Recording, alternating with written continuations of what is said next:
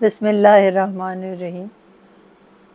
آج قیام پاکستان کو 70 برس ہو گئے اور یہ خواب دیکھا تھا علامہ اقبال نے کہ بر صغیر کے جو مسلمان ہیں اور دیگر اقلیتیں ان کے لیے ایک علیحدہ گھر ہو جہاں وہ آزادی سے اور تحفظ سے رہ سکے۔ تو یہ اللہ تعالیٰ کی مہربانی تھی اور لوگوں کی کاوش تھی اور تحریک پاکستان کا نتیجہ تھا کہ پاکستان قائم ہوا اور یہاں لوگوں کو تحفظ بھی ہے اور آزادی سے زندگی گزار سکتے ہیں اور سوچ بھی سکتے ہیں۔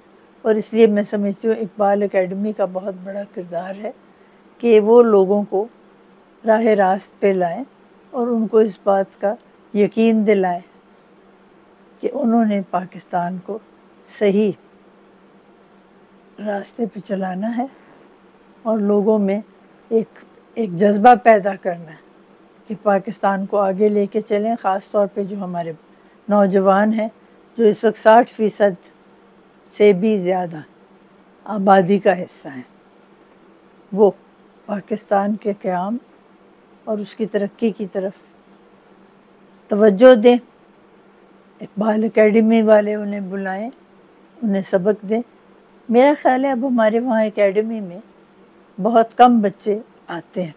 بچوں سے مطلب ہے نوجوان، چھوٹے بچے تو میں نے دیکھا ہے آتے ہیں، لیکن یہ چھوٹوں بچوں کا کام نہیں ہے، یہ ذرا نوجوانوں کا ہے۔